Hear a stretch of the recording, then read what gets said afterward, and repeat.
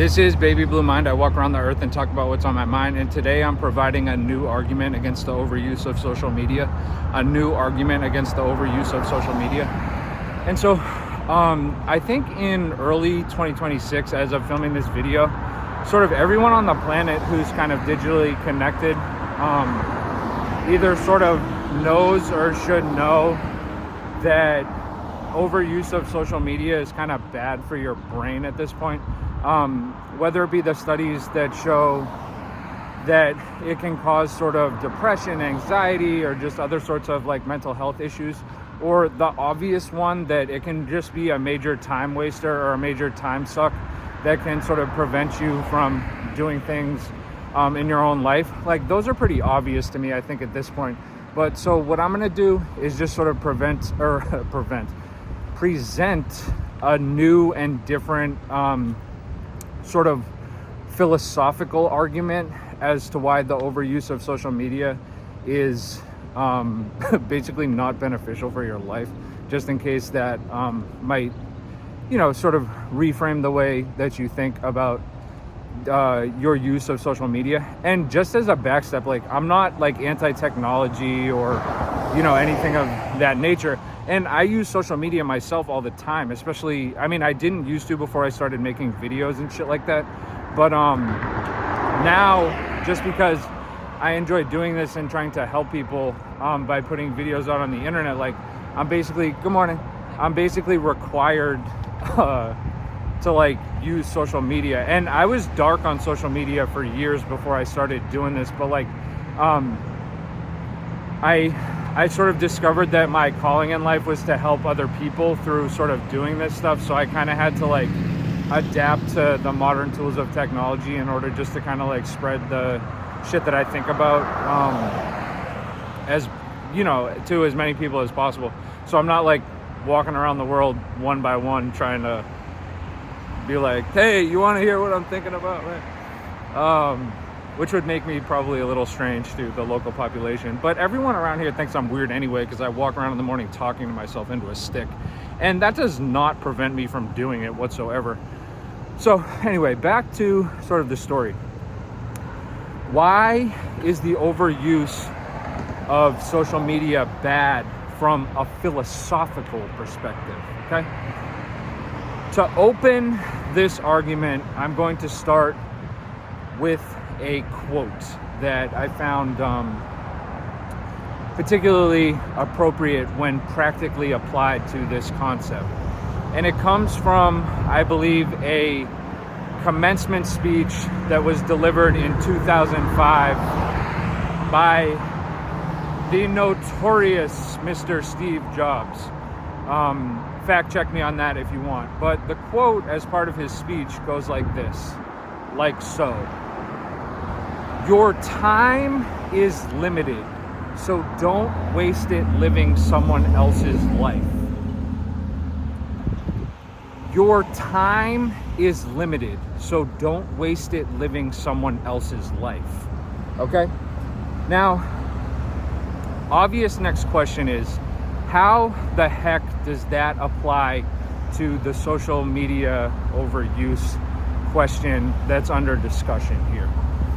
Thank you for asking, Internet Stranger, and I will be happy to answer that, okay? Here's how I sort of conceptualize the use of social media in perhaps a different fashion than the way that it's sort of presently framed, okay? It's all about information consumption, okay? Obviously, because when you're consuming information on social media, there's information going into your brain, okay? And there's no such thing as mindless consumption, okay? I think a lot of people, when it comes to their use of social media or just scrolling, and myself included, man, I fall prey to this shit all the time. Because obviously the algos are designed to keep your attention. That's no secret. Like, everyone should know that by now in 2026, that the algos are professionally designed to retain attention. That's the purpose of the algo, is to keep you looking at whatever you're presently looking at. And they're designed by geniuses and computers, and nowadays even AI, obviously, to, in 2026, designed by hyper intelligent AI to keep your attention glued to your digital rectangles. That's no secret to anyone in 2026. So if you want to pop yourself up off social media, you're fighting you're fighting the battle for your own attention against hyper intelligent algos designed by artificial intelligence, basically. And you're just a human with a human brain. So I can understand if you, like myself, may be losing the war against the algos right now for your attention. Now, here's how, remember, your time is limited, so don't waste it living someone else's life. Your time is limited, so don't waste it living someone else's life. I invite you to consider this. When your attention is glued to some form of social media on whatever digital rectangle you possess, you're sort of by definition observing other people living their lives on their on the digital rectangle that you have. Good morning, brother.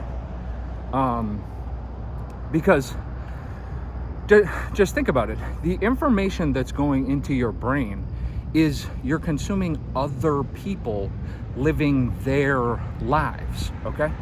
Now, one man's opinion. And I'm just trying to keep this pure logic here. Remember, I'm doing a video essay argument, so I sort of need logic. So I'm gonna try to keep this as logical as possible. Here's how I conceptualize it, okay? If you're observing other people live their lives, you cannot simultaneously be living your own life. The two activities are mutually exclusive. It's not possible to engage in both of them simultaneously. Okay? That's because, think about it, you can't multitask your attention. That's not possible. If it's currently being engaged by viewing social media, that's where your attention is. Now, the next component of this argument is inspired by a concept that I read in a book called, what the heck was it called? Flow, The Psychology of Optimal Experience. Flow, The Psychology of Optimal Experience by Mihaly Csikszentmihalyi. Unbelievable read. It's sort of, Mihaly Csikszentmihalyi is considered the godfather of flow state. He's sort of the first person who ever coined the term. And if you, I'm sure you heard of like flow state kind of colloquially through like whatever social media you've been looking at, or man, most people use that term and the concept completely incorrectly. I would encourage you, if that's a concept that truly interests you, to read sort of the primary text on flow state, which is Mihaly Csikszentmihalyi's Flow, The Psychology of Optimal Experience. Because everybody misuses that shit. Half the people, anytime you hear the phrase flow state come out of an influencer's mouth, treat that with a little skepticism, because the vast majority of them have no effing idea what they're talking about. If you ever hear someone be like, I'm gonna get myself into flow state or some shit like that, they have no idea what they're talking about. So if you want to read it, if you want to read about true flow state, like its academic underpinnings and definitions, Flow, The Psychology of Optimal Experience by Mihaly Csikszentmihalyi. Now, if you want sort of more updated versions of flow state, there's a gentleman named Steven Kotler. who basically has sort of dedicated his life, as Mihaly Csikszentmihalyi did, to the study of flow state. So I would encourage you to look him up. He has multiple excellent books. I would recommend, I think it's called The Rise of Superman, maybe.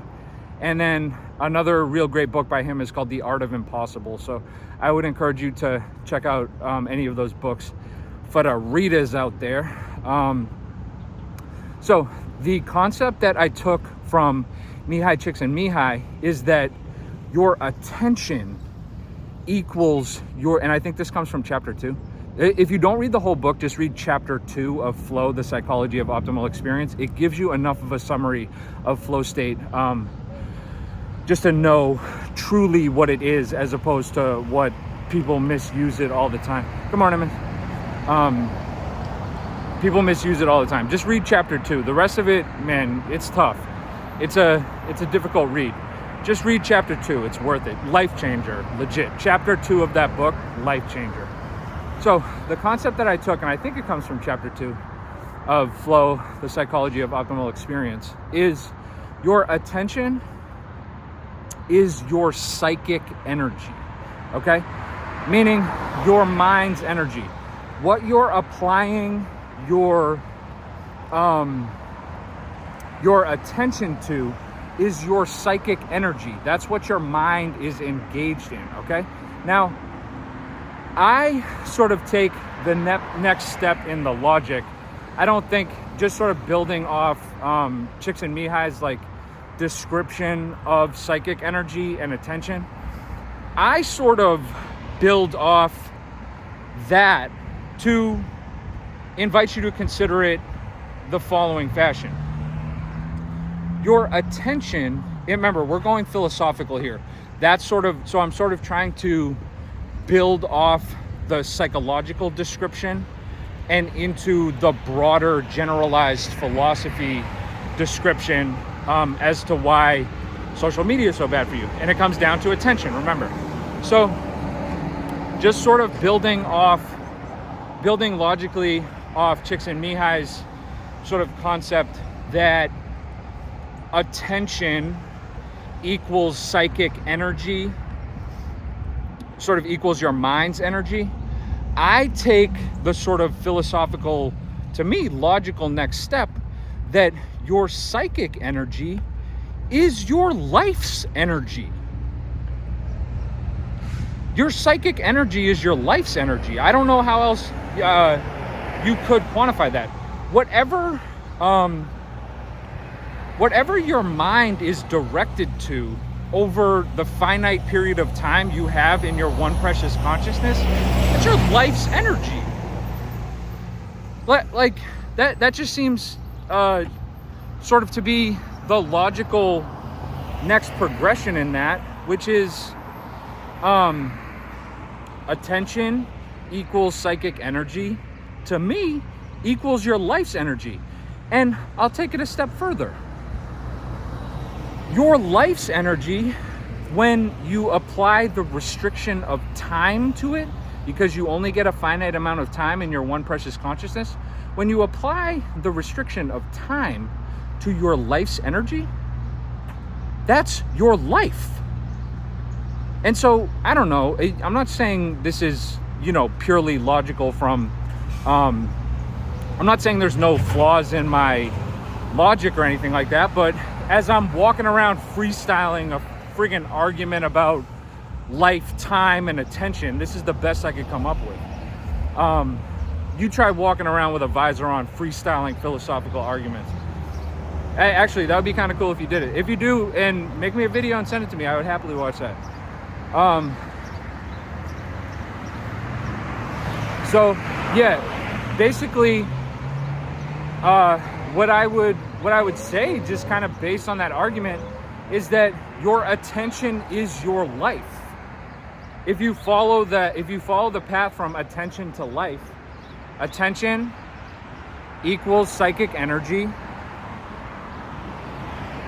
equals mind's energy, equals life energy. Apply the restriction of time, and that's your life. So I don't know. That's how I sort of conceptualize it. Now, let's tie it back. Your time is limited, so don't waste it living someone else's life. Your time is limited, so don't waste it living someone else's life. If your attention is glued to other people living their own lives, as opposed to living your own because they're not mutually exclusive, you're wasting your life. Not in a metaphorical sense, like it's literal. Logically, you're wasting your life if you're engaging in social media use. And I understand that digital devices are ubiquitous in 2026. All I'm saying for this new philosophical argument against the overuse of social media is that I'm just sort of encouraging the responsible use of it, which just seems sort of like an obvious thing to me. And everybody says, oh yeah, like, I'm gonna put down the phone. But remember, you're fighting hyper intelligent computer algos in the war of your attention, which, as we sort of logically walk through, is the war of your life. So I don't know, maybe that's just a different way that you might want to conceptualize the use of social media. And man, I'm not saying I'm immune to that shit or anything like that. I look at way too much social media because I'm fighting the war of attention against hyper intelligent algos, and I have a human brain that's susceptible to falling prey to that. And everyone is, as far as I'm concerned. So I don't know, I think hopefully based on, and like, I know this logically, I'm freestyling the argument logically, and I still fall prey to it, like straight up. So I don't know, I guess maybe in my life I'll sort of make kind